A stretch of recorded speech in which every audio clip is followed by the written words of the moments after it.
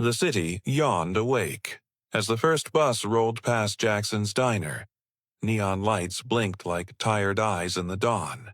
Inside, Marcus Green, 46, calm and kind, wiped tables with the rhythm of 15 quiet years. At 7:10 she arrived, the lady in the blue coat. To the world, she was Eleanor Pierce. To Marcus, just Miss Eleanor. He'd fold her napkin, pour her tea just right and smile. "Morning, Miss Eleanor," and she'd answer with that soft, grateful smile, the kind a lonely heart never forgets. It had started like any other morning. Marcus was refilling the sugar jars when the bell above the door jingled. Not the usual sound of regulars, but something heavier, sharper. 4 men in tailored suits stepped inside, scanning the room like they owned it. Behind them came a woman in gray, holding a folder close to her chest. The diner went silent. Even the old jukebox stopped mid-song. "Mr. Marcus Green?" the woman asked, her voice clear and formal. Marcus froze, rag still in his hand. Yes, ma'am? I'm Rachel Cross, attorney for the late Eleanor Pierce." The name hit him like a falling plate. His hands dropped to his sides. "Late?" Rachel nodded gently. "She passed away 2 nights ago. Peacefully." The room tilted. Marcus leaned on the counter to steady himself. She was just here on Tuesday. Said she'd finally finished her book." Rachel took a slow breath. "She also left very specific instructions regarding you, Mr. Green. If you have a moment, we'd like to speak with you privately." The whole diner stared. Marcus's manager, a big man named Ed, whispered, "You okay, brother?" Marcus nodded faintly, though his heart was pounding. "Yeah, I think so." As he untied his apron, Rachel gave him a small, knowing smile. "Mr. Green, you might want to take the rest of the day off. Your life's about to change." He didn't understand what she meant. Not yet. Outside, the morning sun broke through the clouds, painting the diner windows gold. Marcus looked back once at the place that had been his second home. The clatter, the laughter, the scent of coffee and burnt toast. He had no idea that the woman he'd served breakfast to for 2 quiet years was far more than she appeared, and that somewhere in the heart of the city, a door was waiting to open, a door that led to a world of power, secrets, and the kind of justice money could never buy. Because Eleanor Pierce wasn't just a kind old lady. She was one of the richest women in America, and she had just made the most unexpected man her heir. The car ride downtown felt unreal. Marcus sat in the back seat of a black sedan, his hands folded tight, watching the city flash by like a movie he wasn't part of. He'd never been this far into the financial district. The streets were cleaner here, the buildings taller, everything gleamed, glass, chrome, marble, a world that didn't even know people like him existed. The driver pulled up in front of a tower that looked like it could scrape the sky. A name glimmered in silver across the entrance. Pierce and Cumber Holdings. Rachel Cross stepped out first, heels clicking against the stone floor. "This way, Mr. Green," she said softly. He followed her through polished halls lined with portraits, all of them Pierce's.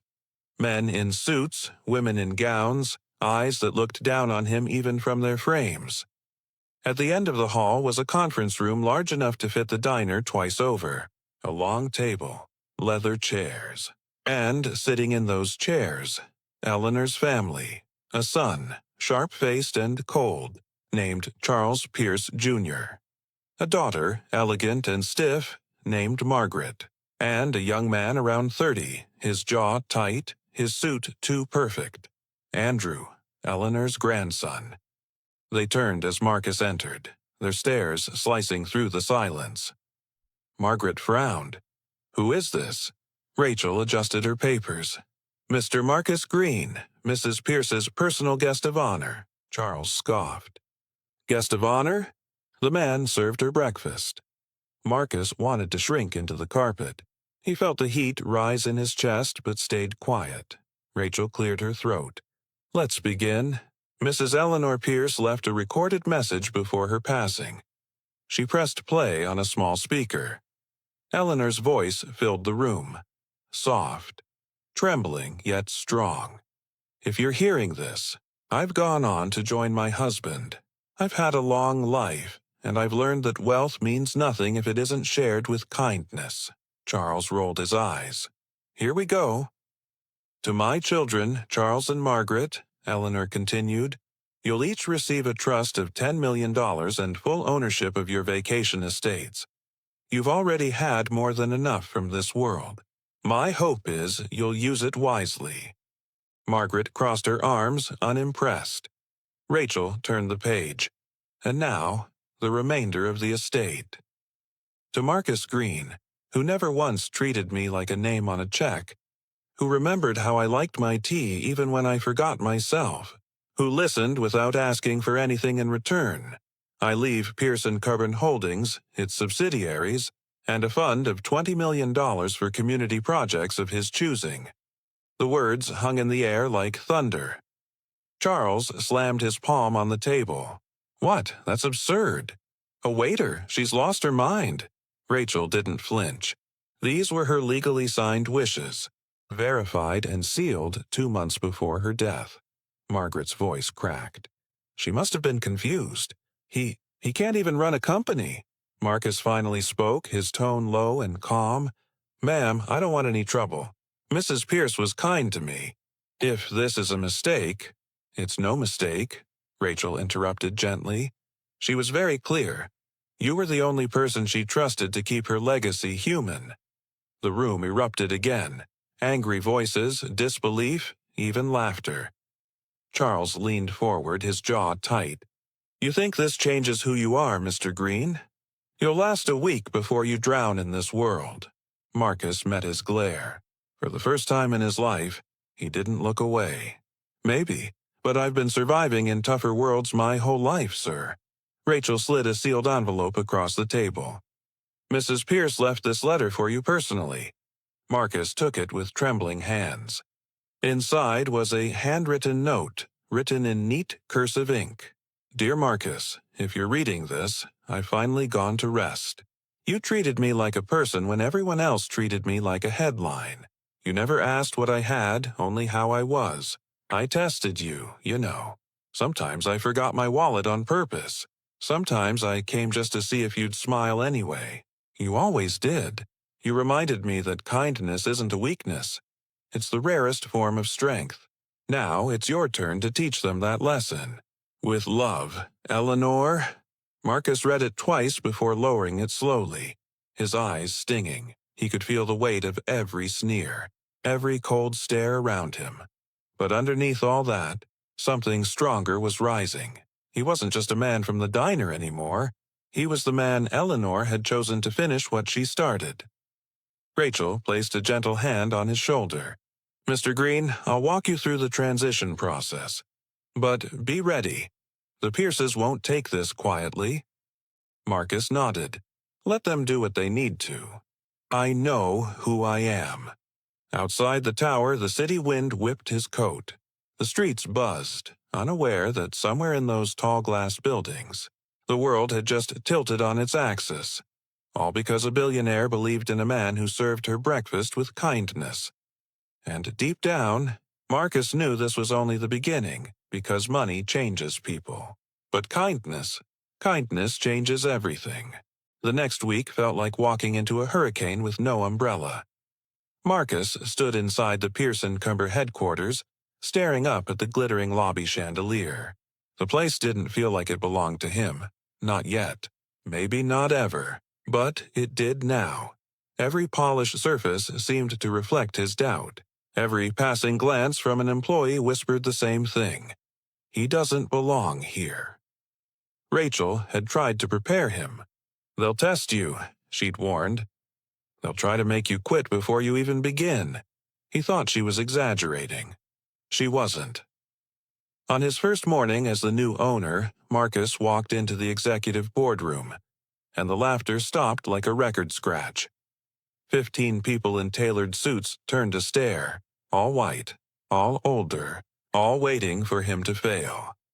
At the head of the table sat Charles Pierce, Jr., his tie perfectly knotted, his smirk sharp enough to cut glass. "Well," Charles said, his voice smooth and poisonous, "look who's joined us. The new boss." A few chuckles rippled through the room. Marcus forced a polite smile. "Morning, everyone." "Coffee's in the corner," someone muttered. "Hope you know how to pour it right." He ignored it. Took his seat at the head, Eleanor's old chair, the one that still smelled faintly of her perfume. Charles leaned back, arms crossed. "So Marcus, tell us, what's the plan? Maybe a new dress code? Aprons for everyone?" More laughter. Marcus took a breath, his voice steady. "I plan to listen before I change anything. But I do know one thing. This company was built on people, not pride. And that's where we're going to start."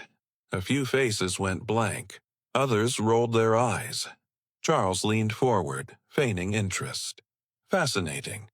You know, you might actually make a great motivational speaker. Shame you're supposed to run a business." Marcus met his gaze evenly. "I learned fast, Mr. Pierce, and I've got something no business school teaches." "Oh?" "Respect. For people who actually work." That one landed. Hard.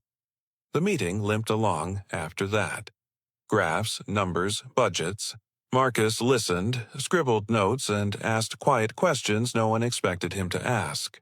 Questions about turnover, wages, community programs. Questions that made the executives fidget in their suits. By the end, Charles was fuming. "Let me make something clear," he said, standing up. "This company isn't a charity. We make profit, not pity." Marcus smiled calmly. "Maybe we can do both." The room emptied fast after that. Rachel caught up with him in the hallway. "You did well," she whispered. "I didn't feel like it," Marcus sighed. "That's because you were speaking truth in a room built on ego. Give it time." But time was exactly what Charles didn't want him to have. Within days, strange things started happening. Paperwork went missing. Meeting invites forgot to include him. A few suppliers suddenly canceled contracts. Even his office computer glitched, locking him out of his own emails. Rachel frowned when he told her, "This isn't coincidence. He's trying to make you look incompetent." Marcus clenched his jaw. "Then I'll learn faster." He stayed late every night studying reports, profit sheets, employee lists, until the numbers started telling him stories. Stories of waste, of favoritism, of hidden accounts, and through it all, one name kept appearing: Caroline Wu, the chief financial officer. When Marcus finally asked to meet her, Rachel hesitated. "Caroline's brilliant," she said carefully, "but she's been silenced here for years. Passed over, ignored. Be patient with her." He found Caroline in her office on the 12th floor, surrounded by towers of paperwork and blinking monitors. A quiet woman in her 40s, sharp eyes behind simple glasses. "You're the new owner," she said flatly, not looking up. "Yes, ma'am," Marcus replied, standing awkwardly at the door. "I just wanted to understand how this place really runs." She finally met his eyes. Cautious, tired. "It doesn't. Not the way it should." That was all it took. For the next hour, she showed him everything. The missing funds, the doctored invoices, the double billing from fake vendors. She spoke fast, like someone who'd been waiting years for someone to actually listen. When she finished, Marcus leaned back in shock. "Charles has been stealing from his own mother's company." "Not just him," Caroline said quietly. "Half this board. They think no one's watching now that she's gone." Marcus exhaled, feeling the fire rise in his chest. "Then maybe it's time someone did." Caroline hesitated. "You're putting yourself in danger." "I've been in danger before," Marcus said softly. "Just never in a suit." That night, long after the office lights dimmed, Marcus found himself in Eleanor's old office, the one still sealed since her death. The air smelled faintly of lilacs. Behind her desk he found a small safe, and taped to it a note in Eleanor's handwriting. "Marcus, if you ever need proof, it's here." Use it wisely. His hands trembled as he turned the dial. Inside were flash drives, files, recordings, decades of secrets, meetings, phone calls, deals made in whispers. Eleanor had known everything. She had documented everything. Marcus stared at the safe's contents, realization dawning like sunrise. She hadn't just left him a company. She'd left him a weapon. The truth. He closed the safe gently, his reflection glowing in the glass. For the first time, he didn't see the quiet waiter from the diner. He saw a man with purpose. Outside, the city lights burned bright, cold, and endless. A battlefield waiting for dawn, and Marcus Green was ready to fight for the empire that kindness had built. The air in the boardroom was colder that morning. Sharp, tense, ready to crack. Marcus stood by the window, watching the skyline shimmer in the distance. Behind him, the hum of whispers grew louder as Pierce & Co.'s top investors filed in. Expensive suits, practiced smiles, polished shoes. The kind of people who thought power was something they owned by birthright. Charles sat near the head of the table, grinning like a man who thought he'd already won. "Gentlemen," he began smoothly, "thank you for coming. You're about to witness the company's future, without unnecessary distractions." His eyes flicked to Marcus. Marcus said nothing. He just opened his briefcase and waited. Rachel Cross slipped into the room quietly, setting down a stack of folders. "Before we discuss any changes," she said evenly, "Mr. Green has some information the investors will want to see." Charles chuckled. "Rachel, please. We don't need a bedtime story from the waiter. We're here to talk business." Marcus looked up at him, calm, steady, dangerous. "That's exactly what I'm here to do." He nodded to Caroline Wu, who connected a laptop to the screen. The projector blinked to life, showing a list of financial transactions. Numbers that didn't add up. "Over the last 18 months, Marcus said, $2.3 million disappeared from company accounts. At first, I thought it was an accounting error." He paused, glancing around the room. "It wasn't," Caroline clicked again. Screenshots filled the wall. Transfers to offshore accounts, fake vendors, contracts signed by none other than Charles Pierce, Jr. The room went silent. Charles's smirk faltered. "This is nonsense." "Fabricated," Marcus interrupted, his tone low but firm. "You sure about that?" He opened a folder and pulled out a flash drive. Eleanor Pierce recorded every executive meeting in this building for the last 5 years. Rachel hit play. A familiar voice filled the room. Charles's, clear, confident, caught red-handed. "Cancel the smaller suppliers. Use the fake accounts. By the time anyone notices, the old woman will be gone, and will own what's left." The investors exchanged stunned looks. One muttered, "Good Lord." Marcus took a step forward. "She did notice, Mr. Pierce. She always did." The next recording played, this time Margaret's voice dripping with contempt. "That diner boy? She trusts him more than her own family. Maybe she's finally lost it." Charles shot to his feet. "Turn that off." "You can't." Rachel cut him off. "Every word is admissible. These were recorded in Mrs. Pierce's private office. She owned the property, and she had full legal right." Marcus folded his hands. "You tried to make me look small, Mr. Pierce, but you've been doing that to everyone who didn't fit your mold for years. The only difference is, I'm not afraid of you." For a moment, no one breathed. Then Caroline spoke, calm and crisp. "We also discovered money laundering through shell companies in your name. The documentation has been forwarded to federal investigators." The investors shifted uncomfortably. "Is this true?" one asked. Charles stammered. This is a setup." Marcus leaned on the table, eyes level with his. "No, Charles.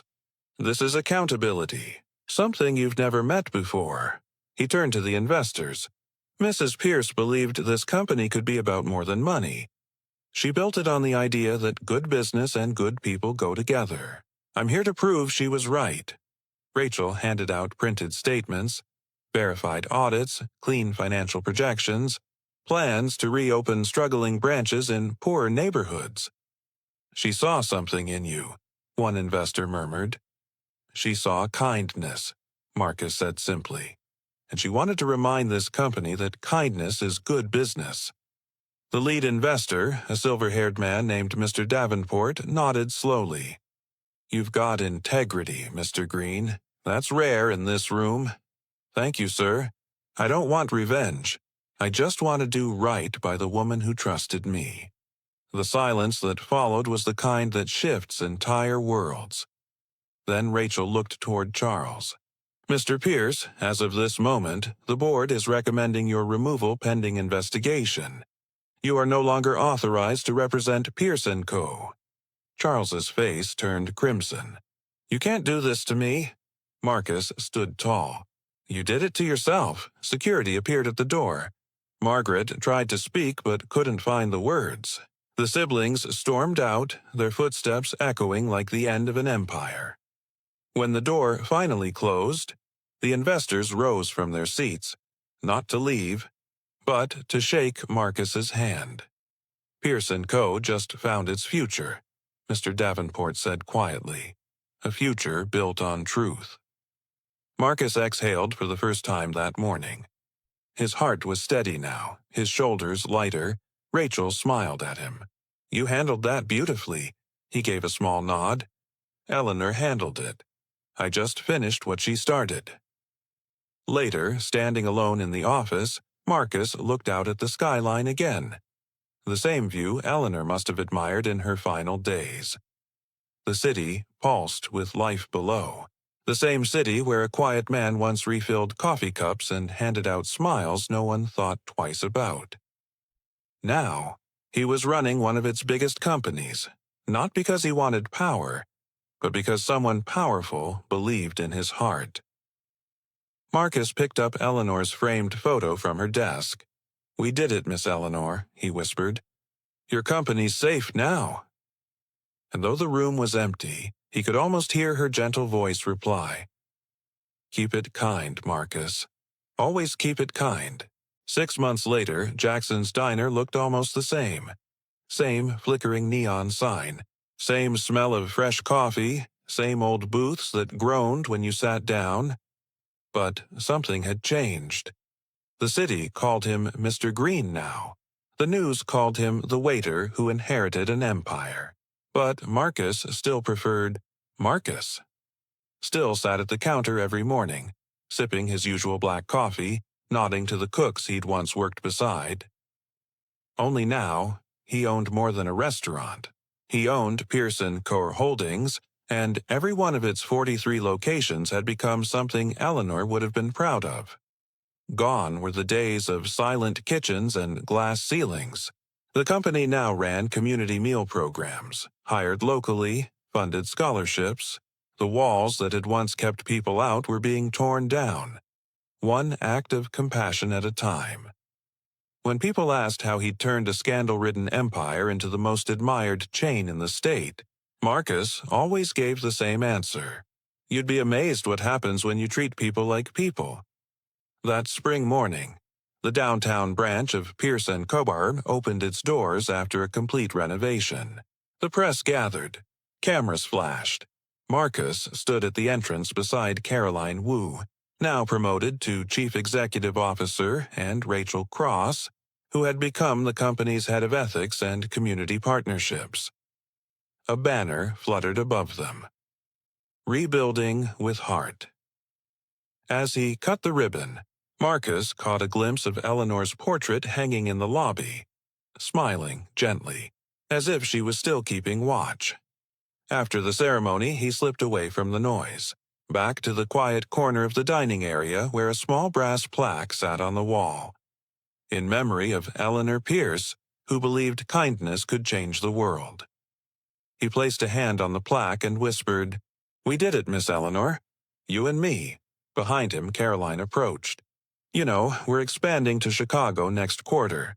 Investors are lining up to back you." Marcus smiled softly. "Good, then maybe we'll have more to give." Rachel joined them, grinning. Still the same guy from the diner, huh? He chuckled. That's the secret. I never left. Outside, a group of young trainees waited eagerly for his attention. Faces from every background. Some barely out of high school, all dressed in crisp uniforms with hope shining in their eyes. Marcus walked over and said, "Listen, I don't care where you come from or how fancy your degree is. What matters here is how you treat people. That's the Pierce promise now. That's our promise." Applause broke out, small but real. As the crowd dispersed, Marcus lingered at the door. The sunlight spilled across the polished floor, turning everything gold. For a brief second, he swore he could see Eleanor sitting at her favorite booth, stirring her tea with that same gentle smile.